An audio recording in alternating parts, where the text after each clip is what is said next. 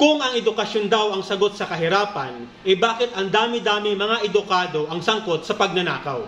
Well, bago ang lahat, once again, it's me, Mr. Choi.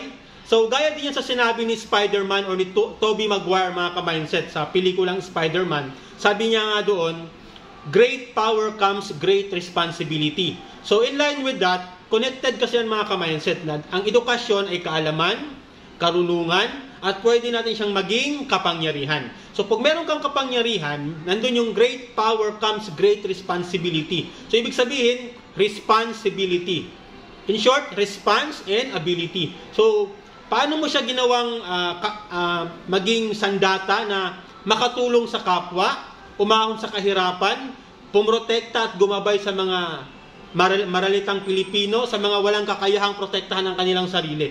So, yun yung tinatawag nating responsibility. Ngayon, pag once kasi nasilaw ka sa kapangyarihan, nasilaw ka sa pera, nasilaw ka sa salapi, dyan ay papasok na nandun yung maling paggamit ng iyong edukasyon, maling paggamit ng iyong kapangyarihan.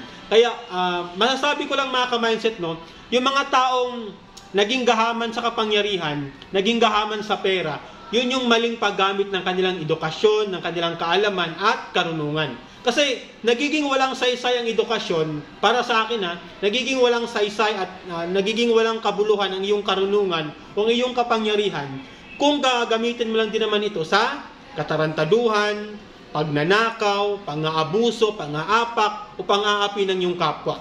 So nagkakaroon ito ng kahulugan pag ginamit mo ito ng tama. So wag pa rin tayong mawalan ng pag-asa, lalo-lalo na sa mga kabataan.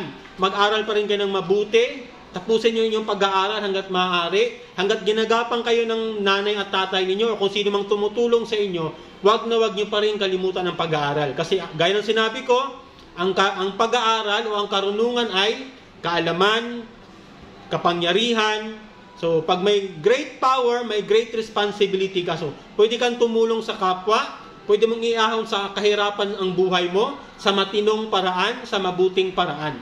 So, huwag kang magpasilaw sa mga kamunduhang pagnanasa, makamunduhang bagay dito sa ating mundo. Kasi ito'y pansamantala lamang. So, mas maganda pa rin na ginamit mo siya ng maayos, ginamit mo siya ng tama, gumabay, tumulong sa mga nang-aapi, sa mga walang kakayahang protektahan ng kanilang sarili, at labanan yung kahirapan, labanan yung korupsyon, labanan yung katarantaduhan sa ating pamahalaan, sa ating lipunan, o sa iyong kapaligiran. Kasi pag once ginamit mo yan ng maayos, magiging isang ehemplo ka magiging isang role model ka na at least, di ba, mag-aral ka ng mabuti para una-una, syempre, matulungan ang iyong sarili, and then pangalawa, matulungan ang iyong sambayanan, matulungan ang iyong pamilya, at the same time, yung sambayan ng Pilipino. So, ulitin ko, mga ka-mindset, great power comes great responsibility. So, connected po yan sa ang ating kaalaman, ang ating edukasyon ay kaalaman, karunungan at kapangyarihan.